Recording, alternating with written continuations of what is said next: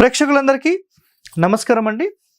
మనం ఈరోజు మధ్య ద్వారాలకు సంబంధించిన గుట్టు రట్టు అనే ఒక కార్యక్రమం, ఒక ఫుల్ ఎపిసోడ్ మనం చేస్తున్నాం.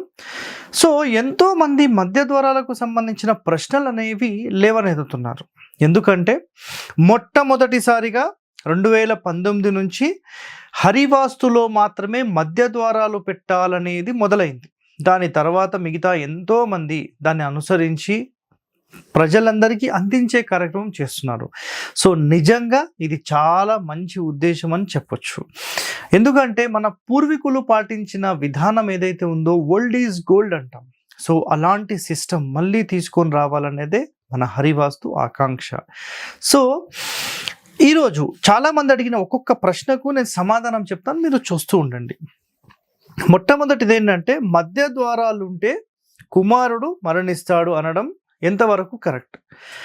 చాలామంది ఒక దుష్ప్రచారం చేస్తున్నారు సమాజంలో. ఏంటంటే అసలు మధ్య ద్వారం అనేది పెడితే 100% ఆ ఇంటి లోపల కుమారుడు మరణిస్తాడు. ఇది ఒకటోది. రెండోది ఏంటంటే అసలు సెంటర్ డోర్ ఉంటే అందరినీ మింగేస్తుంది, అందరూ మరణిస్తారు, ఆ ఇంట్లో అసలు ఏమంటారంటే అభివృద్ధి ఉండదు అని మాట్లాడుతున్నారు. మరి పూర్వీకులు మొత్తం మధ్య ద్వారాల్లోనే ఉన్నారండి, అది 100%. అయితే ఒక మాట నేను అడుగుతాను, మధ్య ద్వారం ఉంటే కుమారుడు మరణిస్తాడు అనేది ఒక శాస్త్రంలో చెప్పబడింది. బట్ ఇక్కడ కండిషన్ ఏం చెప్పారంటే ఒక ఇంటి మొత్తానికి అక్యురేట్ సెంటర్ ఉంటే గనక చాలా శ్రమ పడాల్సి వస్తుంది ఆ ఇంటి లోపల ఉంటే అని చెప్పారు. అంటే దీని అంతరార్థం ఏమంటే ఏ ఇంటికైతే అక్యురేట్ సెంటర్ అంటే కొంచెం ఈశాన్యం వైపు జరిపి పెట్టాలనేది శాస్త్రం చెప్పిన పాయింట్, రైట్? అదే అక్యురేట్ సెంటర్ పెడితే ఆ ఇంటికి వెళ్ళే వాళ్ళ సంఖ్య చాలా పెరుగుతుంది. అక్యురేట్ సెంటర్ అనేది కేవలం దేవాలయాలకు, పబ్లిక్ బిల్డింగ్స్కి మాత్రమే పెట్టొచ్చు అని చెప్పారు. ఎందుకంటే అక్కడ హెవీ ట్రాఫిక్ ఉండాలి, కంటిన్యూ చాలామంది రావాలి. కానీ అదే ఇంటి లోపలికి వస్తే గనక ఆ ఇంటి పెద్ద కుమారుడు అనుకోండి, యజమాని అనుకోండి, హెవీ కష్టపడి మొత్తం సంపాదించి తెచ్చి మొత్తం పెట్టాల్సి వస్తుంది. కాబట్టి చాలా నరకయాతన పడాల్సి వస్తుంది, హెవీ కష్టం ఉంటుంది అనేది వాళ్ళ కాన్సెప్ట్. అందుకనే అక్యురేట్ సెంటర్ పెట్టద్దు. సో జస్ట్ మనం ఈశాన్యం వైపు జరిపి పెడితే 100% ఏమీ కాదు. ఏ ఫేసింగ్ అయినా మీరు తీసుకోండి, సెంటర్ నుంచి రైట్ సైడ్ 1 లేదా 3 ఇంచుల వరకు మీరు జరపొచ్చు, ఇది 100%. సో మధ్య ద్వారాలు ఉంటే కుమారుడు మరణిస్తాడు, లేదంటే మధ్య ద్వారం అందరినీ మింగేసింది, అది దోషమా అని చెప్పి చాలామంది క్వశ్చన్ వేశారు. సో నేను మీ అందరికీ ఒక ప్రశ్న వేస్తున్నానండి. మధ్య ద్వారం ఉన్న 1,00,000 ఇండ్లకు వెళ్ళండి. మీకు తమిళనాడు మొత్తం సెంటర్ డోర్సే, ఓకే? దుబాయ్ మొత్తం సెంటర్ డోర్సే. వేరే దేశం తీసుకుందాం, దుబాయ్ మొత్తం సెంటర్ డోర్సే, కేరళ మొత్తం సెంటర్ డోర్సే, తమిళనాడు మొత్తం సెంటర్ డోర్సే, మ్యాక్సిమం కర్ణాటకలో హాఫ్ కంటే ఎక్కువ సెంటర్ డోర్సే, తెలంగాణ, ఆంధ్ర మొత్తం సెంటర్ డోర్సే. ఇంకా మిగతా రాష్ట్రాల్లో మీరు చూస్తే ఒకవేళ మహారాష్ట్ర వెళ్ళినా సేమ్ అదే సిస్టమ్ ఉంది. సో రాజస్థాన్లో సేమ్ సిస్టమ్ ఉంది, నేను హర్యానా వెళ్ళాను, అక్కడ సేమ్ సిస్టమ్ ఉంది. మరి ఇంతమంది మధ్య ద్వారాలు పాటిస్తున్నప్పుడు మరి ఇంతమందిని మింగేసిందా? నా ప్రశ్న మీకు, ఎంతమందిని మింగేసిందంటారు? ఏదో ఇంటి లోపల వేరే సమస్యలు ఉండడం, అవి చూడడం చేత కాని వాళ్ళ మనుషులు వాళ్ళ నోటికి వచ్చినట్టు మాట్లాడతారు. అదేంటంటే మధ్య ద్వారమే అందరినీ మింగేసింది అంటే ఆ మధ్య ద్వారం అక్యురేట్ సెంటర్లో ఉందా? ఉంటే దాని పరిష్కారం ఏంటి? జస్ట్ ఒక 2 ఇంచులు జరిపితే అయిపోయింది. కానీ సాధ్యమైనంత వరకు ఈరోజు వరకు ఒక 1000 ఇండ్లు చూస్తే 1000 ఇండ్లలో కూడా అక్యురేట్ సెంటర్ అనేది లేకుండా కొంచెం ఈశాన్యం వైపు, ఒకవేళ ఉత్తరం ఫేసింగ్ అయితే అది ఈశాన్యం వైపు జరుపుతున్నారు. కానీ మనకు సెంటర్ నుంచి రైట్ సైడే, అంటే ఉత్తరం ఫేసింగ్ అయితే వాయువ్యం జరపాలి. ఇది గుర్తుపెట్టుకోండి. సో మీరు ప్రశ్నించాలి, కొన్ని వేల ఇండ్లకు వెళ్దాం సార్, మరి అన్ని ఇండ్లలో మరణించే ఉన్నారా చూపించండి అని చెప్పాలి ఎవరైనా ప్రశ్న వేస్తే. గుర్తుపెట్టుకోండి. నెక్స్ట్, మధ్య ద్వారం ఉన్న 1000 గృహాలు కొడుకులు అందరూ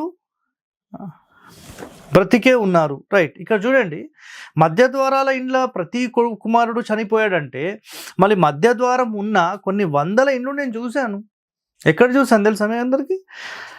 మీకు పశ్చిమ గోదావరి వెళ్ళండి, తూర్పు గోదావరి వెళ్ళండి, మొత్తం గోదావరి జిల్లాలో మొత్తం అండువా ఇండ్లే, మొత్తం సెంటరే. ఇప్పుడు చెప్పండి, మరి దేశాన్ని ఏలినోళ్ళు ఉన్నారు, ప్రపంచాన్ని మొత్తం దేశంలో ఒక టాప్ మోస్ట్ ర్యాంక్, ప్రపంచంలో టాప్ మోస్ట్ ర్యాంక్ అలాంటి వాళ్ళు ఉన్నారు. ఈవెన్ మీరు యుఎస్లో సౌత్ ఫేసింగ్కి సంబంధించిన వైట్ హౌస్ చూడండి, అది కూడా సెంటర్ డోరే. చెప్పండి మరి సమాధానం. అది మళ్ళీ కమర్షియల్ అనొచ్చు, మరి కమర్షియల్లో ఉండాలని ఇక్కడ రాసి ఉందంట.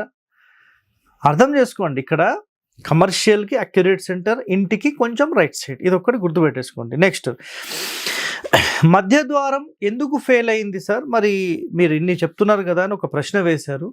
సో మధ్య ద్వారం అనేది ఎందుకు ఫెయిల్ అయిందనే ఒక కారణం తీసుకుంటే, పూర్వం కట్టబడిన ప్రతి ఇల్లు అబ్జర్వ్ చేస్తే మెయిన్ డోర్కి అపోజిట్ ఒక గూడు లాంటిది కనపడింది.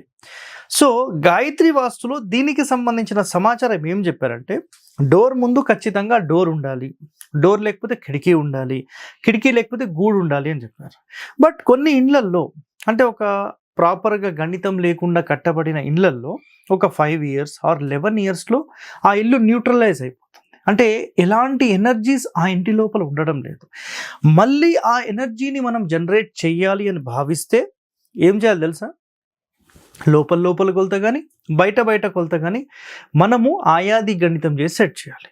లేదా ఇది ఒకటోది, లేదా మెయిన్ డోర్ ఆపోజిట్ ఇంకో డోర్ పెట్టించాలి, లేదా మెయిన్ డోర్ ఆపోజిట్ కిటికీ పెట్టించండి. ఖచ్చితంగా ఆ ఇంటి లోపల రిజల్ట్ ఉంటుంది. మీరు ఎవరినో పిలిపించి భయభ్రాంతులు గురి కావాల్సిన అవసరం మీకు లేదు. గుర్తుపెట్టుకోండి, మీ అందరి బాగు కోసం చెప్తున్నాను. నెక్స్ట్, ఈశాన్యం మూస్తే సంతానం ఉండదు. చాలామంది ఏం చేస్తున్నారంటే, మెయిన్ డోర్ అనేది ఖచ్చితంగా సెంటర్లో ఉండనేకూడదు, దాన్ని ఖచ్చితంగా ఈశాన్యానికే పెట్టాలని మాట్లాడుతున్నారు. సార్ మరి ఈశాన్యము ఎందుకు పెట్టాలంటే, అసలు ఈశాన్యం మూస్తే, మూత అంటే ఏం లేదండి, మూల గోడ ఉంటుంది కదా, ఈశాన్యం గోడ, ఆ గోడ ఉండి అక్కడ కిటికీలు లేకపోతేనంటే ఈశాన్యం మూతనంట. సరే, నేను ఒక ప్రశ్న వేస్తానండి, మరి ఆగ్నేయం కూడా అలాగే క్లోజ్ చేస్తున్నాం కదా, మరి ఆగ్నేయం మూత కాదా? మరి నైరుతి అలాగే క్లోజ్ చేస్తున్నాం, నైరుతి మూత కాదా? మీరు అర్థం చేసుకోండి. వాయువ్యం కూడా అలాగే మూసేస్తున్నాం, వాయువ్యం మూత కాదా? అంటే ఈ మూతలు అంటే మొత్తం మూలలు ఓపెన్ చేసేయాలా? మన ఇంటి లోపల బ్రహ్మస్థానం నుంచి జనరేట్ అయిన వైబ్రేషన్స్ 4 మూలలకు హిట్ అయి, మనకి బ్రహ్మస్థానం యొక్క సెంటర్ పాయింట్ నుంచి జనరేట్ అయినవన్నీ కార్నర్లో హిట్ అయి మళ్ళీ సెంటర్లో నుంచి లోపల తిరగాలి, బయటికి వెళ్ళిపోకూడదు. కాబట్టి మూలల్లో ఎట్టి పరిస్థితుల్లో కూడా మీరు 100% ఓపెనింగ్స్ అనేవి పెట్టొద్దు. మూల ద్వారాలు దరిద్రం, రాసుకొని పెట్టుకోండి స్టేట్మెంట్. అలాగే ఇంకో మాట కూడా చెప్తాను, మూలల్లో కిటికీలు పెట్టొచ్చా సార్? 100% మూలల్లో కిటికీలు కూడా నాట్ అలౌడ్. అది ఈశాన్యం అనుకోండి, నైరుతి అనుకోండి, ఆగ్నేయం అనుకోండి, వాయువ్యం అనుకోండి, ఏదైనా 100% మూలల్లో ఏది కూడా పెట్టకూడదు. సో ఇది గుర్తుపెట్టుకోండి. సో మధ్య ద్వారాలకు సంబంధించిన గుట్టు రట్టు అనే కార్యక్రమంలో ఇది మనకు మొదటి ఎపిసోడ్. రెండో ఎపిసోడ్ మళ్ళీ మనం చూద్దాం. Stay tune to our channel. Thank you అండి.